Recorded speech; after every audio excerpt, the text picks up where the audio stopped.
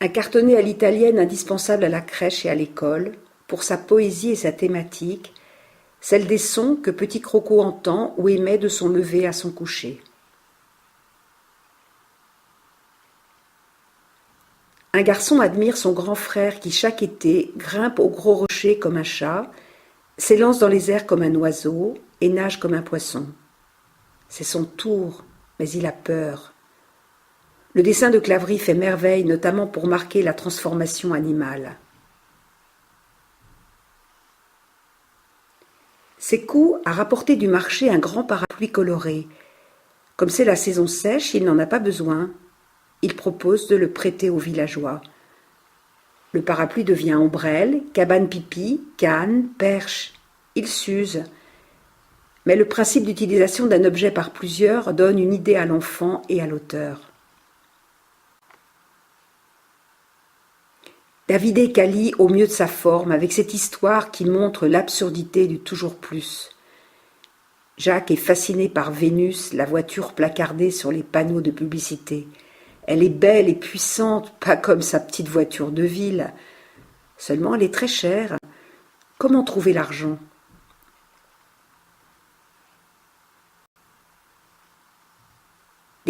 Des belles pages bleutées avec le discret éclairage d'une lampe de chevet, d'un lampadaire, d'une lampe torche, des étoiles, de la lune, ou l'escapade nocturne d'une famille pour un rendez-vous de la nature révélé en dernière page.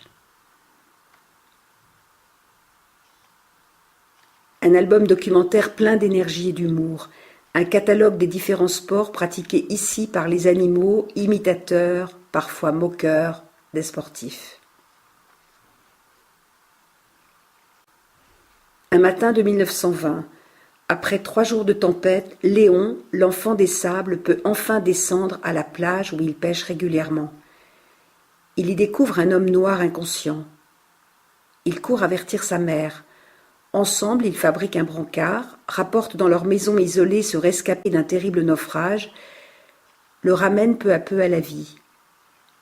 Tierno, qui a appris le français à Fréjus avec Madame Pasquier, leur raconte par bribes son histoire de jeune peul, arraché des siens pour devenir tirailleur sénégalais. Texte tout en douceur, comme le lent et double réveil, celui de Tierno qui guérit et Léon qui grandit, à la fois roman historique et initiatique. Une histoire contemporaine tout en délicatesse, qui commence mal, qui finit mal, et qui sur fond de tango nous fait tourner la tête et chavirer le cœur. Automne n'avait pas envie que sa famille accueille en pension Chloé, la fille d'un collègue de son père. Ça se passe pourtant mieux que prévu. Les filles deviennent bonnes copines jusqu'à ce que survienne le drame. Maintenant, il faut vivre avec. Comment faire quand tout ce à quoi vous vous accrochiez vient subitement de vous lâcher ? Écrire permettra peut-être de se reconstruire.